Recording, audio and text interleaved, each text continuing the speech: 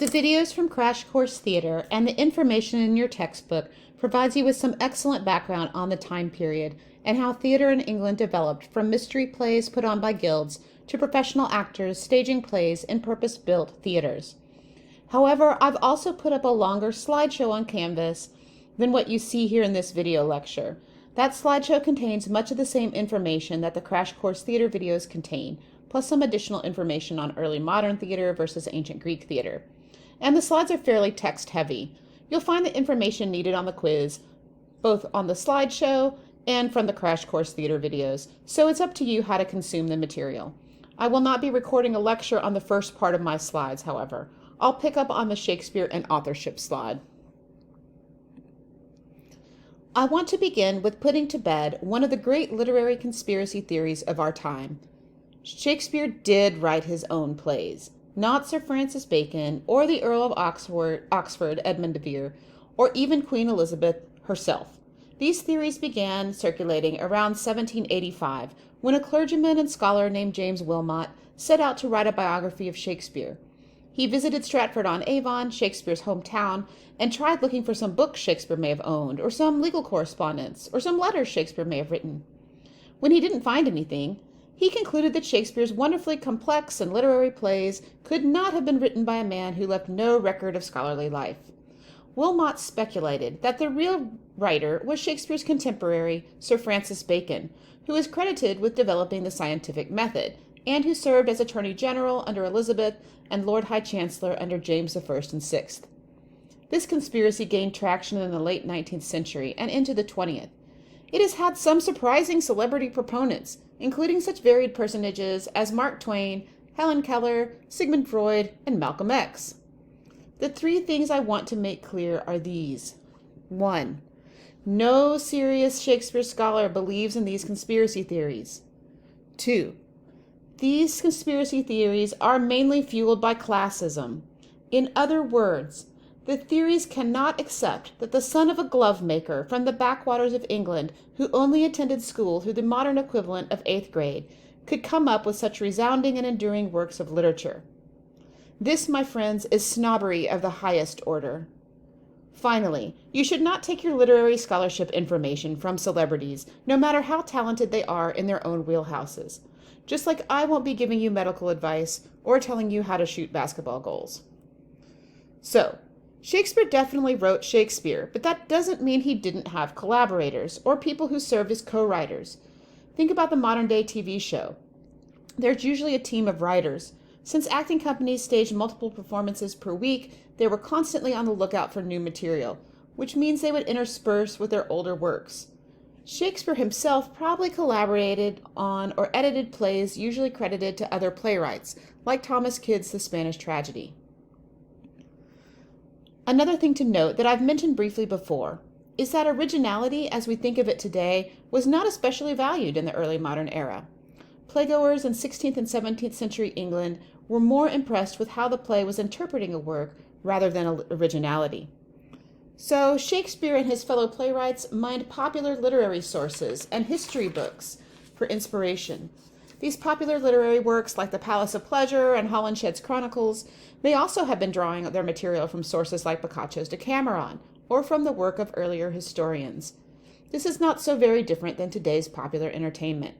I do not have stats on TV shows, but according to Stephen Fallows's 2015 study of films, only 39% of Hollywood films were truly original. Not only does adapting already existing works make sense in terms of the speed at which you can come up with new ideas, but it also makes financial sense. Adapted works drive interest at the box office. Follows found that only 15% of the top 10 grossing movies of each year were original. Random side note. What is the genre with the most original screenplays? Rom-coms, which are 70% original. So it seems like we are not that different from the Elizabethan audience that Shakespeare and his fellow playwrights were trying to entice into their playhouses by adapting popular works. I'd like to turn now to the assigned reading, Shakespeare's Twelfth Night, and I'm going to make a recommendation that you watch it. Now keep your copy of the play handy so that you can note which act and scene you're in and jot down annotations. Also keep in mind that what you see on the screen is an interpretation. There are other ways to present the words on the page. Unlike modern playwrights, Shakespeare leaves very few marginal notes and does not dictate interpretations. His stage cues just tell the actors when to enter and exit, not how to say their lines. Also, sometimes theatrical presentations of Shakespeare's work reorganize scenes or leave out entire scenes or lines. This is not something to get too upset over, as Shakespeare's own company may have done the same thing, especially with Hamlet, which is super long, 4 hours in its entirety. There will be a link to the Collin College Library's BBC Shakespeare database where you can watch for free a full production of Twelfth Night, but I also give a few more options in the Unit 7 overview on Canvas, if you'd like to watch something that was made more recently. However, keep in mind that I've not watched some of these versions and thus cannot wholeheartedly recommend all of them. You also may have to pay some money to watch some of them. All this to say, Shakespeare's works were meant to be consumed as theater, not necessarily by reading, even though they have long been popular for this purpose too.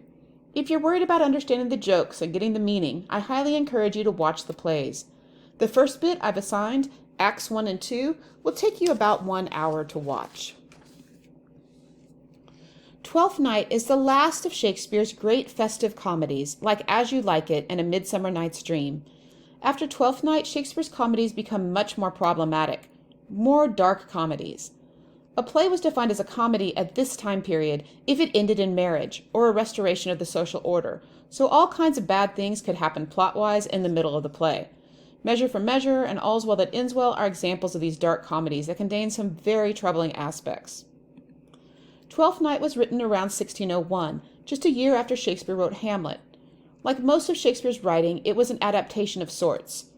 The source texts in this case were Inganni, an Italian play, and the short tale Apollonius and Scylla from the collection Rich's Farewell to Military Profession by Barnaby Rich.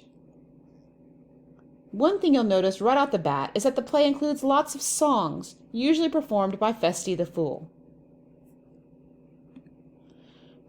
Twelfth Night draws its title from the Eve of Epiphany, the end of the 12 days of Christmas. Your textbook says a lot about the title, so I won't rehash that information here.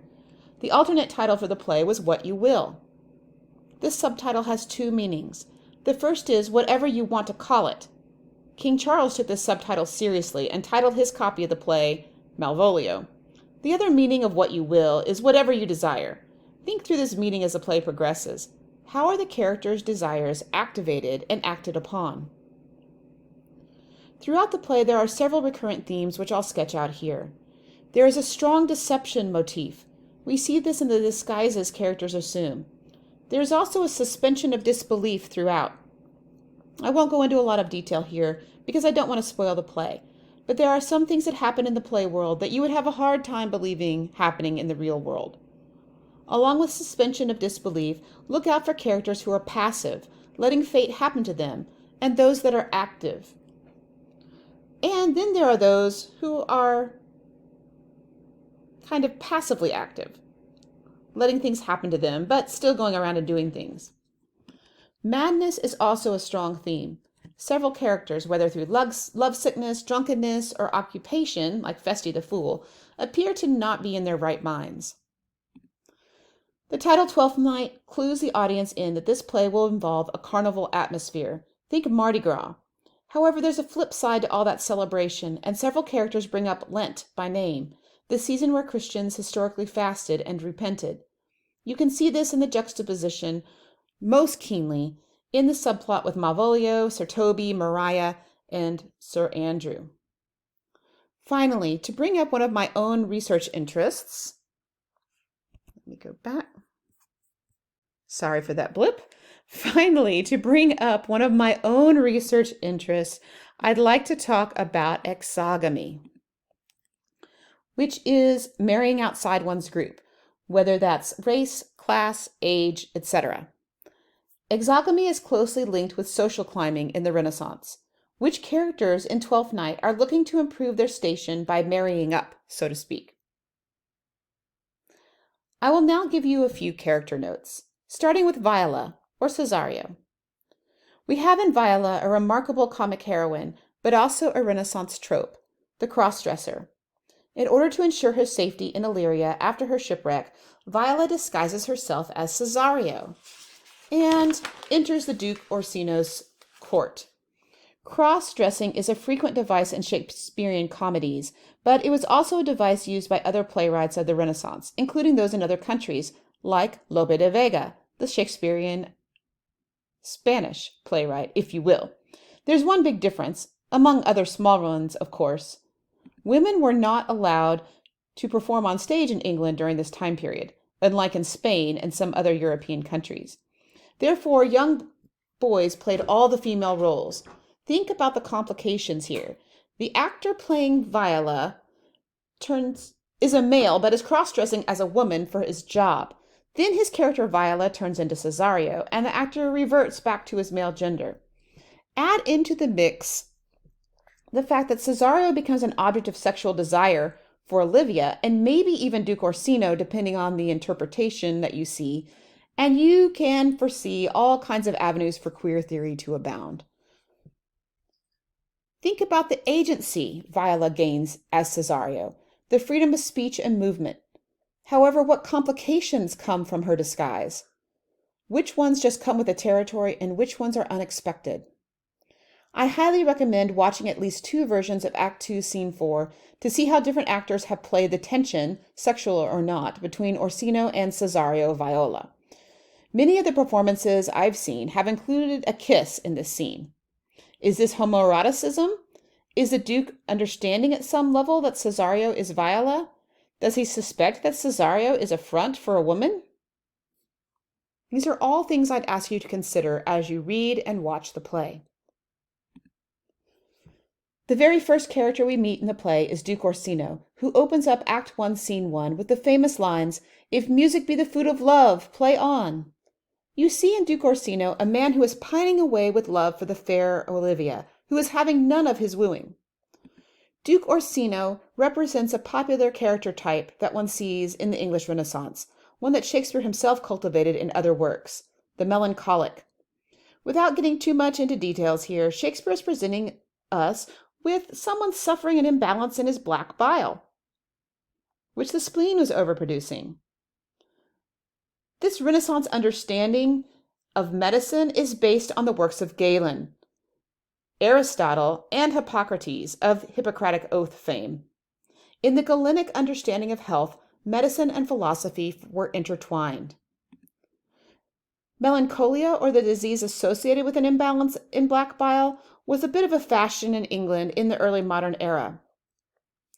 We might call this depression or even seasonal affective disorder nowadays. From the early 1300s through the mid-1800s, the Earth experienced what's now known as the Little Ice Age, and England, never a super sunny place even in the midst of global warming, was even cloudier and gloomier than today. To go around with a sad air, to be sick with love and longing, these are the hallmarks of a style affected by some young men of a certain class. Of course, working class people would not have had the spare time to lounge around with a gloomy aspect like this. If you look at the paintings in the middle section of Volume B of your anthology, you'll see the portrait of a melancholy young man by Isaac Oliver from the 1590s, or Nicholas Hilliard's A Young Man, painted around 1600. He's standing there, staring at the viewer, basically bare-chested in the sensibilities of his day, because he's only wearing a shirt and not a doublet, and he's clutching a locket in front of a background of flames. Then there's a painting of John Donne, one of the poets you read for Unit 6, dressed in black and staring off gloomily into the distance. And finally you have this famous painting, Young Man Among Roses, from around 1587, that I've reproduced here. See how he clutches his heart? This painting is a declaration of love from someone suffering love sickness and melancholia. This is, if you will, the Renaissance version of the emo, e-boy, or goth of today. Shakespeare uses the melancholic in many of his works. One could certainly argue that Hamlet, the play he probably composed just before he wrote Twelfth Night, features a melancholic protagonist. You can also see this trope at work in Sonnet 147, where love is compared to a sickness. If we have an exploration of male sadness in Duke Orsino, we have the female equivalent in the object of his desire, Olivia, who is sworn to mourn her brother's death for 7 years. She's not yearning after unrequited love, however, but keeping her grief alive by purposefully enacting the behaviors associated with recent death. Upon attempting to get an audience to press his master's marriage proposal, Orsino's companion Valentine reports that, in regards to Olivia, the element itself till 7 years' heat shall not behold her face at ample view, but like a cloistress she will veiled walk, and water once a day her chamber round with eye-offending brine. All this to season a brother's dead love, which she would keep fresh and lasting in her sad remembrance. Orsino is impatient with his love's reluctance to be wooed, but he is also hypocritical. In Act 2, when Viola as Cesario urges him to forget Olivia, he responds that his love, quote, is all hungry as the sea and can digest as much. Make no compare between that love a woman can bear me and that I owe Olivia. Then ensues an interesting discussion between Cesario and Orsino as to whether women can love as deeply as men. You can also see in many of the characters' scolding of Olivia, either to her face or behind her back, an argument that Shakespeare makes in the Fair Youth sonnets, especially sonnets 1 through 17, where the sonnet speaker urges the fair youth to marry because he has an obligation to reproduce himself. As you encounter Olivia, think about why she is able to hold out against a rich, powerful, handsome, and very male Orsino, but yet falls in love with Cesario, the beardless teenager of ambiguous gender that Viola takes as her disguise. What makes Cesario more attractive to Olivia than Orsino? Another of Twelfth Night's iconic characters is Malvolio, Lady Olivia's steward. We see him in the first act responsibly managing Olivia's household and trying to protect her from freeloading drunken relatives like Sir Toby, but we see a different side of him in Act 2. Maria, Olivia's chambermaid, reveals that he is a Puritan. Puritans in this play are related but a little different from the Puritans who sailed to Massachusetts on the Mayflower 19 years after this play was written. The Malvolio-style Puritans had not broken away from the Church of England, but were dissatisfied with the extent to which it had rid itself of popish influences from the Roman Catholic Church, like priestly vestments, holy days, etc. In Shakespeare's time, Puritans saw the theater as sinful. Now, they had something of a point. Prostitutes frequently drummed up business in the audience during plays, and the playhouses themselves were located in dubious parts of town in the neighborhood of brothels. The Puritans were critics of the theater and ultimately closed them in 1642 on the eve of the English Civil War. They did not reopen until the Restoration in 1660.